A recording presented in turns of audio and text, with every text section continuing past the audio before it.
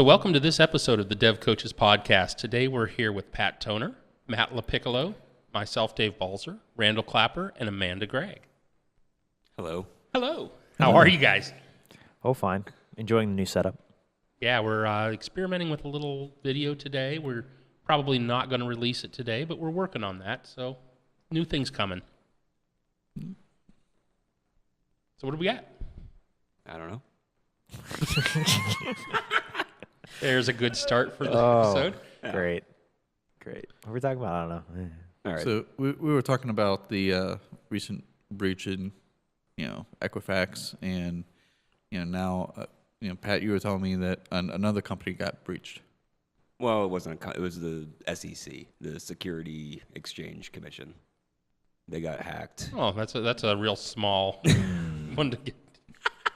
Yeah. Yeah, they got hacked apparently last year, and I don't know. They took all kinds of stuff, and it sounds like they think that whoever took it also traded on that information and made money that way. Nice. So insider trading by hack. It sounds that way, yeah. It also sounds like it's been a while since this happened, and And it's just now coming out that this has happened? yeah. I don't know if that's because they were trying to fix it, or I don't know. Well, look at Equifax. I mean, they actually knew for a long time about the hack before it was released publicly. Yes. And Yeah. what wasn't the CEOs decided to, trade all their shares in? Well, I don't know about it was definitely executive level, but I Yeah. don't know specifically which ones. Yeah, that was a big thing too. Yeah. Yeah. So, do you guys see that, this is going to be a more common trend now more than ever? Well, I hope not, but it doesn't seem like it's going to stop. It seems to me, I mean, as we know, we just are starting this cybersecurity classes at the Guild, and we just had this cyber security panel, and there's a lot of talk about it. There's a lot of investment and everything going into it.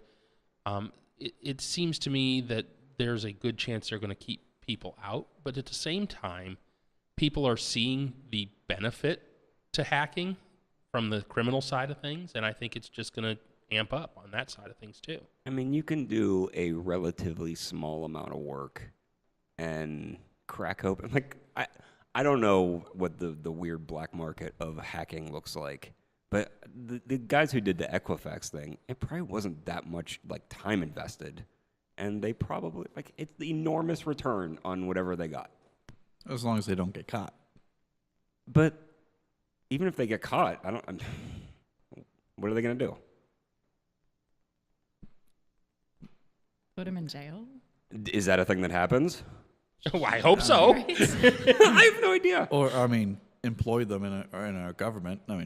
That's a thing too. Well, I mean, like even if they do track down the person that did all the hacking, It's probably they immediately sold all that information onto the black market, and Right. you're never going to catch most of the people doing stuff with the info. Like even if you catch the actual hacker, the gate's wide open. The damage is going to be done. So, as a consumer, what could I do to, stop that? I mean, it sounds like damage is done. We're all screwed. Sky's falling. All right, Chicken Little. I mean, what can you do? I don't have the answer to that. It's certainly a very complex question. Well, the first thing that really comes to mind is about your how much data you're giving away, right? Especially browsing the internet. A lot of people don't realize how much trackers are actually going on that page. Different companies like Facebook, Google, Instagram, all those are, have various different trackers that track who you are, where you're going, what's your browsing habits, and all that is coming back to some data center that is going to get crunched and profiled.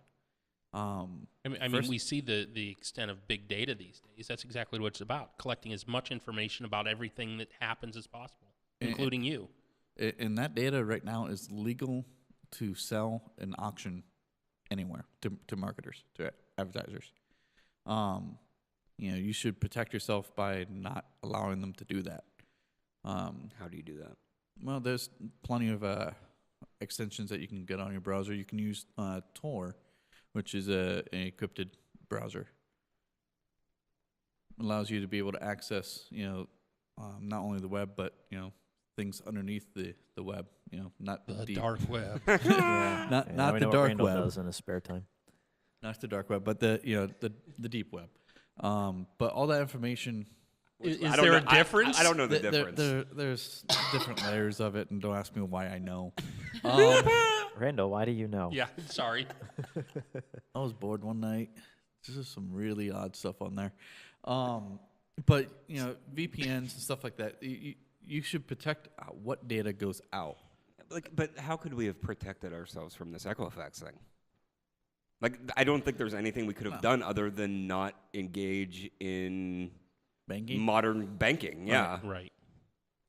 I mean, Equifax is one of the credit rating bureaus. They collect information on everybody. Right. Period. Right. You don't even have to be, right. You just have to avoid modern banking in general. You don't have to be a client of that company in this case. And I bet they somehow figure out how to get information on those people too. Yeah. That's their thing. They siphon in as much data as possible about everybody and then sell it to somebody else.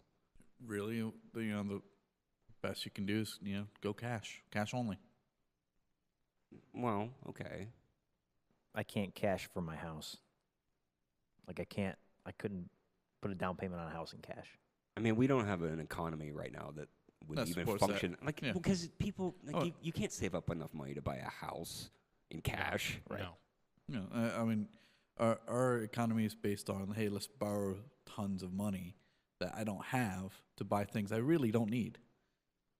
Okay, but we've built a lot of stuff that way. We have. Even if you could do that, though, you couldn't get your paycheck. You have to have some way of cashing. Your company's not going to pay you in cash. Right. That doesn't work. Yeah, where are you working? Where they're just handing you here's a briefcase full of cash. All right, there's Randall. a couple industries, but Wait. Amanda chimed in on this one. Now I'm curious. that was it. I'm done. So I mean, there's definitely cash-based jobs out there, but you're right. The way things are currently set up, we put a lot of our trust in our banks to be able to handle those transactions. Those banks are handling all that information over to these other companies to get more money. Right. Right. So we can either make regulations go to our congressman and go, hey, we want banks not to do this anymore. Okay, so what regulation would have stopped this from happening? Well, just as you said, we shouldn't allow them to collect our data. I say a lot of things, but how would that actually happen? Like I never. There's a certain point where they need to collect certain things to function in those industries. Financial, they need to know certain things about you, but those are the same data points that will bite you in the end. Right. Like right now, you could go like we were saying, you could go on their Equifax, the details of this hack, and probably figure out the secret security answers for almost everybody at this point, because all of the information to how to get into the system, it exists in the system. So right now, everybody is completely exposed, and other than not allowing Equifax to gather information about so many people, I don't know how you could possibly stop it. Because we can't pretend that they're going to make impenetrable systems. Somebody's probably going to get into every system that exists someday. Yeah. Because it takes such a small mistake to leave the door open, and once the door's open, it's over. I mean, they hacked the NSA. Come on, what's left? But what would a practical rule to stop Equifax from collecting 143 million people's stuff? What would that rule? You can only collect 5 million people? Is it based on number of people? Is it based on? What about? And I don't even know if this works practically, but what about segmenting personal data into smaller storage systems. I mean, it would require I'm seeing the problems from an architectural standpoint, but limiting outside attacks from being able to access more than, say, 1 million records. Yeah, but like even then, I mean, you're still accessible to 1 million. Right. Yeah, but then, whatever it but is. then I come back tomorrow and I get the next million, and who knows? Right, and if the flaw is system by system, let's say Right. it's individualized, but it's the same flaw through the system. Yeah, and that's then what it I doesn't said. As I matter. started to think through it, immediately I saw the architectural challenges and problems, and Yeah, you'd almost have to create 1 million different systems to house 1 million different users. Yeah.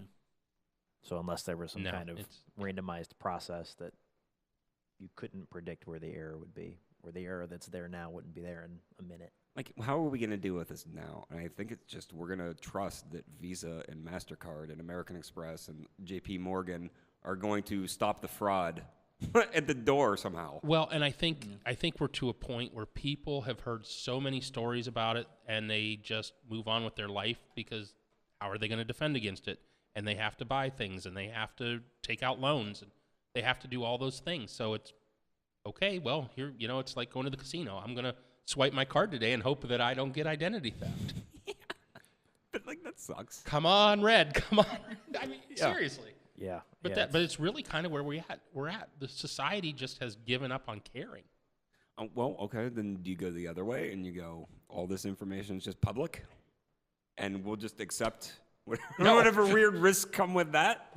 No, I'm not saying that either, but it's kind of where we are as a society, though. People, I mean, I think they fear it. They know that it's a problem, but nobody has an answer, and they have to go about their business every day. So they just keep doing it. So I see that as more of a common trend in the later generations. As when e-commerce first came out, people didn't use their credit cards over the net. They didn't trust it, right?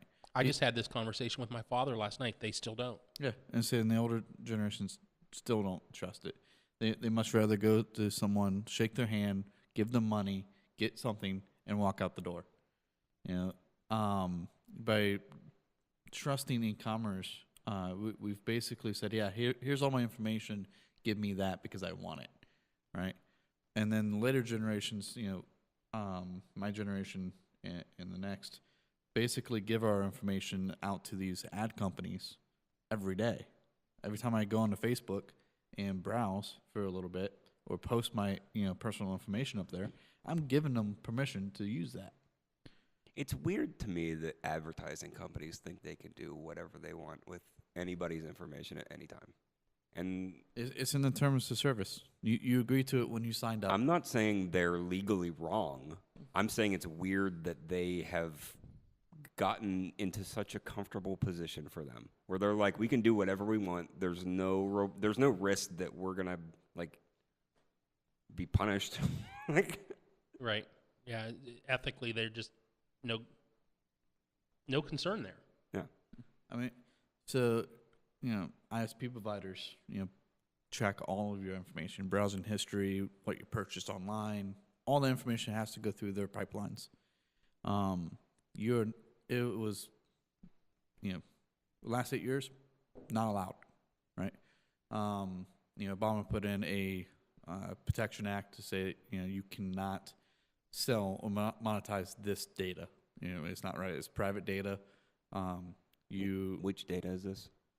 All your browsing history, anything that you do online through your ISP is stored on their servers, right? They are now allowed, due to this year, FCC has revoked, that ban, basically saying that they can be able to take that data and sell it to the highest bidder. Was that being enforced before? I don't know. Yeah. I don't know the answer to Don't that. know. But I don't remember big stories of companies getting the hammer thrown. Google punished with another $4 billion fine. I don't remember one story like that. That's the main difference right there, though, is that a lot of people go back to, hey, yeah, Google's selling my data, but ISP providers are completely different and a completely different ballpark. You have a choice to go use Google or Bing, or go look it up in the phone book Doesn't matter, Right. right? You don't have a choice. And in a lot of areas, you may only have 1 to 2 different ISP providers, right? And when you use their services, you're basically saying, hey, I'm trusting you that when I go into this very shady website, I don't want anyone else to know about it. What are you doing over there, Randall? Just saying. And to be fair, you're comparing not going to Google to using a telephone book. So you can choose to not go on the internet. Just like you can choose to just use cash. I mean, Right. it's the Yeah. same. Yeah. Let's just go back to the 1800s. Yeah, I'm just saying, in today's world, it's just impossible to do that. Mm-hmm. So then is the crux really that the idea of protecting it in this, we'll call it new land, it's not, but in this new environment, have we just not caught up with how to protect ourselves? Is this a case where technology has so far past what used to protect us that we haven't found ways to safeguard it? I will say that, we have gone a little bit too easy on the, hey, this is what you can, take, and we let companies have a little too much greed and say, hey, go ahead and monetize my data. I don't care about it. Well, I think I don't think that's true. I don't know that we are comfortable with them doing it and we're okay with it necessarily. I mean, But I do think what we have is like Matt was kind of alluding to, technology evolves so quickly, and these ideas evolve so quickly that they happen before we can react to them, before we know what to do about them. And it is always a reactionary thing to try to catch up to this stuff. And like the Equifax one, we don't even know how to react to it. Like, there's not even a reaction we can do. It's just, Right. welp. Yeah. Yeah, I mean, there's no Band-Aid for this one. And in a weird way, at least here in the U.S., I mean, our Social Security numbers are kind of the big thing that people worry about because those give a lot of things access. So it becomes this catch-22 of, well, then don't give it. Well, if I don't give it, I can't get the loan or the other things that you kind of need in standard life. So it almost becomes a question of, well, that used to be the last bar, right? Like that was the thing where you gave that to the minute handful of places to prove you were who you were, and that was kind of your key. Well, all right, well now the key's like every other key and it's outdated and people will have the lockpick. Well, what's the next key look like? Because before SSNs, what did we have and how did that system work? I don't know, but my guess is that there was something that didn't fail before that. Technology caught up, and then we built another system to help Before that, protect. it was you knew the banker and they knew Right. you, and that was, That was it was it. a personal And relationship. Social Security numbers were not invented to fill that need either. Right, No. right. It and just we happened abused that- them that way. yeah, like- we absolutely have. And that's a really poor decision we made as a society. Yes. Like, Yes, I agree.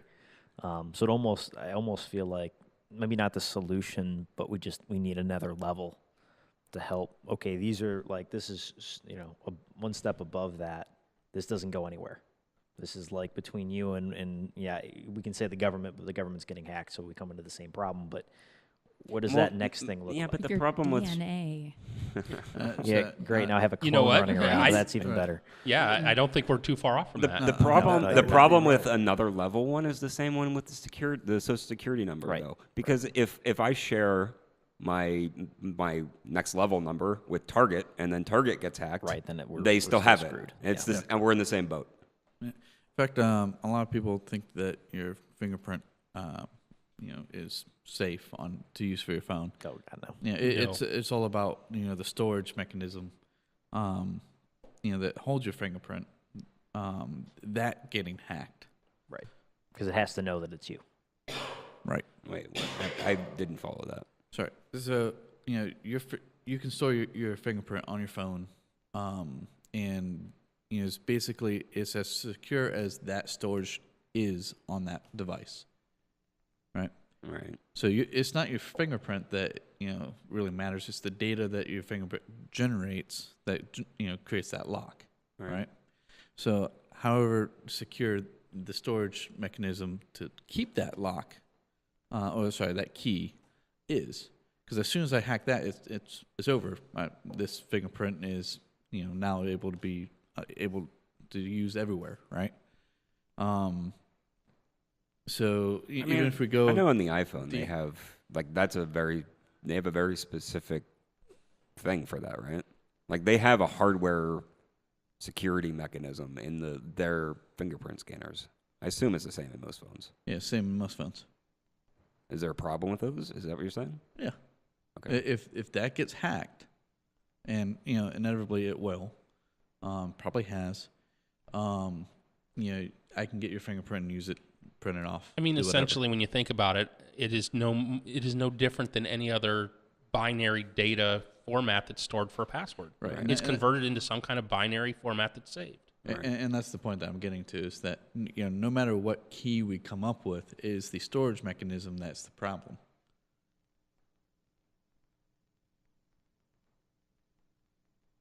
But how? I mean, would you just not store things?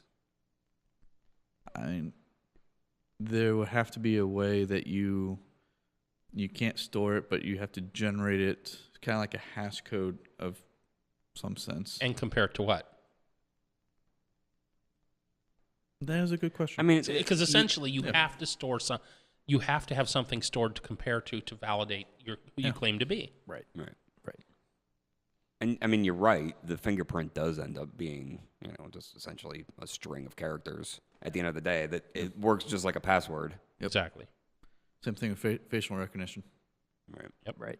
It all becomes. I haven't got to see what the iPhone X facial recognition can do, but I've seen plenty of YouTube videos that have showed taking a picture of someone, and doing like a 3D print type deal of the picture and just hold it up to the camera and have it unlock.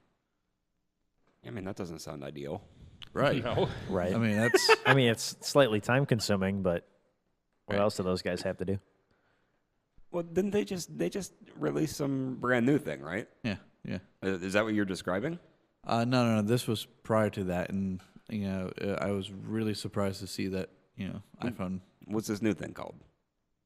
probably iFace identifier. I don't know. I'm not an iPhone user. Matt, you're an iPhone user. I am. Hey, Apple, why don't you give us some iPhones to use? Right. Yeah. Right. Right. We'd love to play with this and Yeah. try to break into your system. Okay. No. That's what we were insinuating. I just said Right. it. Yeah, I mean, I use it. I use the fingerprint scanner because it's stupid convenient that Right. I can have my phone unlocked by the time it's out of my pocket. And I've actually enabled it for my bank app at Yeah. this point because it's Yeah. easier than It's typing in the password. Faster. So you're trading out, security for convenience. But is it? But it's I not mean, really there's trading it also- out because it is as hackable as the password. Right. There's It- also maybe like, no more, no less though. do most people even use those? I'm gonna guess most people's phones, if you pick them up, you can just get right into. If not most, then like a huge percentage of society. So Mine. yeah, Yeah. Is unlocked. I would say until very recently, I was guilty of that. I do actually use the fingerprint scanner now to be my, but you still have a password or a PIN that you have to use from time to time. not really. Well, like I have the Google Pixel, and if you enable the fingerprint scan, you have to use a password or PIN as the backup. So like once it restarts, you have to enter it at least once before you can fingerprint I scan. know, but there are tons of people who are annoyed Yep. that they have to go through that 1 second step to open their phone, and they're like, "I'll just leave it unlocked." Yeah, no, and And- that's what I say. I was guilty of it till recently. But I don't think those people realize that if your phone gets picked up, then your entire life is like, Yeah. Yeah. Yep. Right. It's somebody else's for a while. yeah. Everyone does mobile banking. Yeah, at least a good amount of people I know. I can tell you, my phone was picked up at an airport on my way home.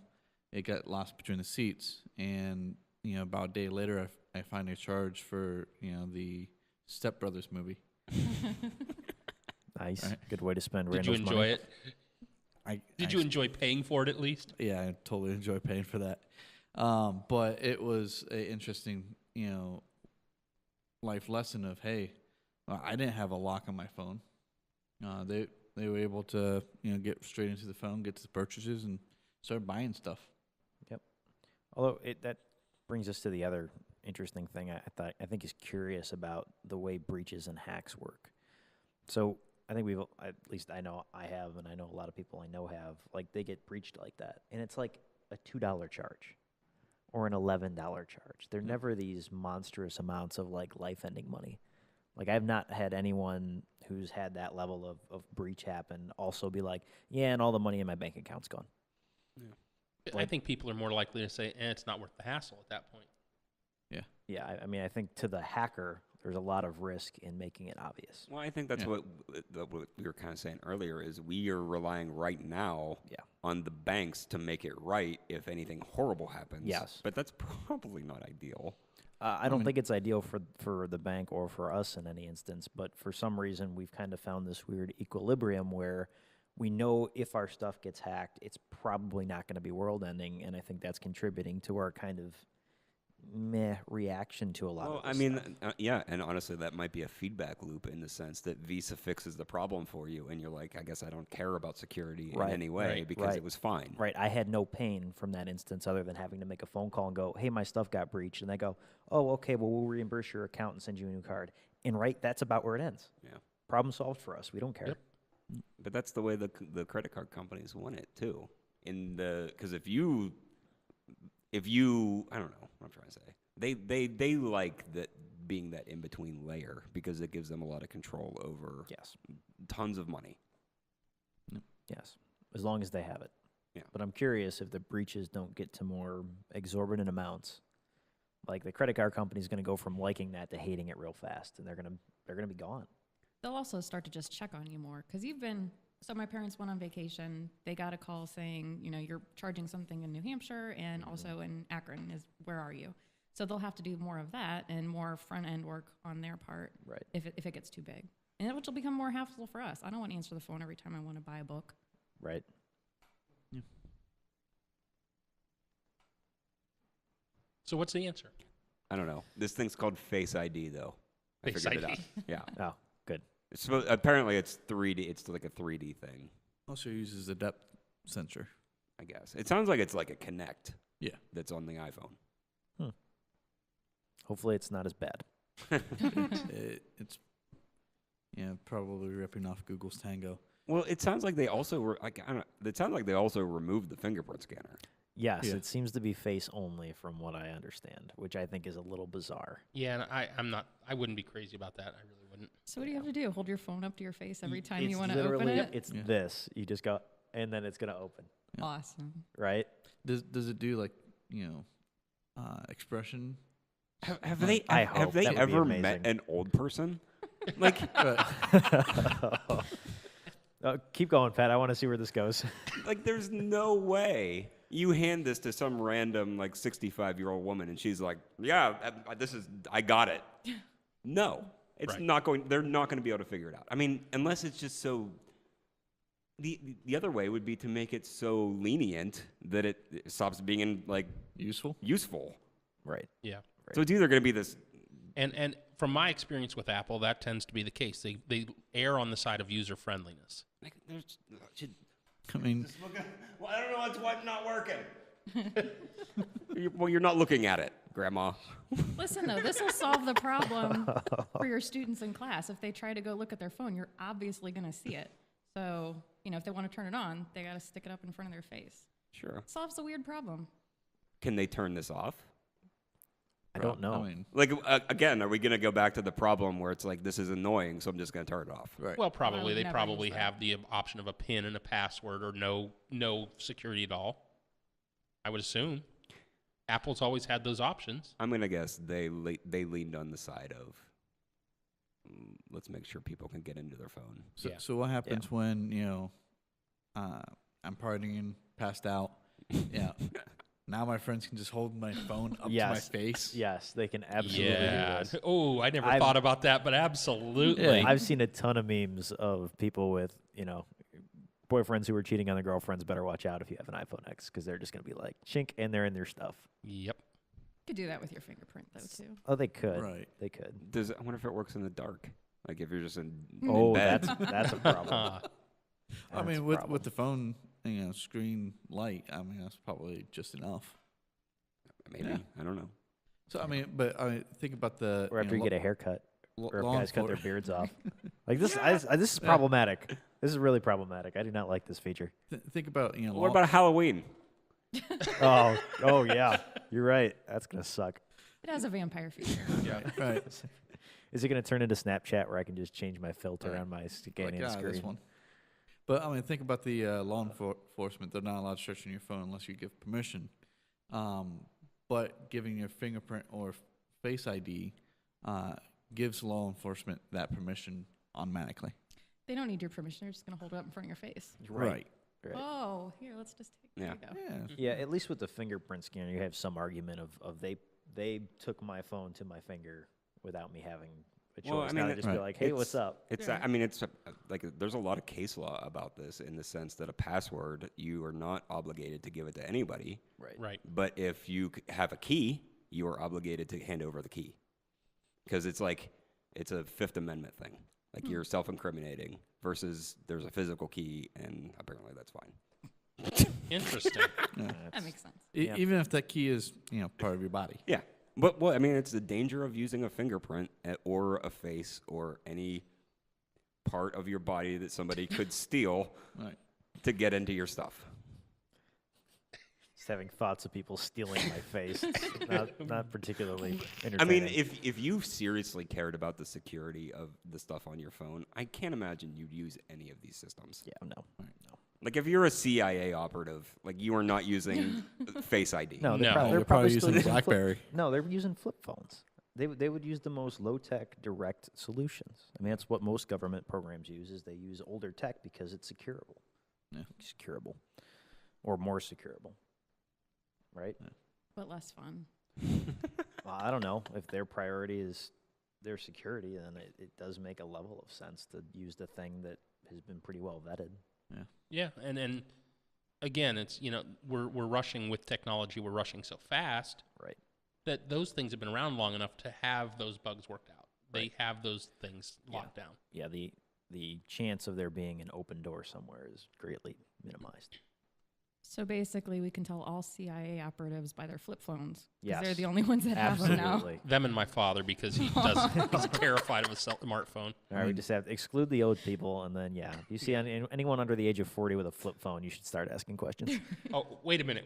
What age is old oh, people? here we go. See, I hit a button. Uh-huh. You're welcome, Dave.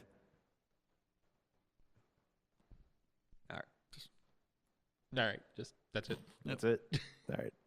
That's what I got. That's what you got. So you just ignore this and go home and drink. Is that what? Yeah, I have no answers. No, Pat's going back to building his robot army. Let's be honest here. Oh, yeah. He's That- been quiet that can about it. That probably means be he's making hacked. progress. Oh, yeah, that's good. Hacking Pat's robot army. Oh, boy. Mm-hmm. All right. I would never connect my robot army to the internet You have to give him commands somehow. in person with. Through a With cash. serial port. There is no Wi-Fi It's card just in me these with robots. a USB cord following the robots everywhere. No Bluetooth, no They're Wi-Fi. tethered. Yeah. That's good. Well, you don't want to get them loose. That's Mhm. when they start. You've seen Terminator. Yeah, right. All right. Well, I think that'll wrap that up for today. Thank you guys for being here, and we appreciate the opportunity to get together and talk. And that will conclude our episode. Thanks. Thank you.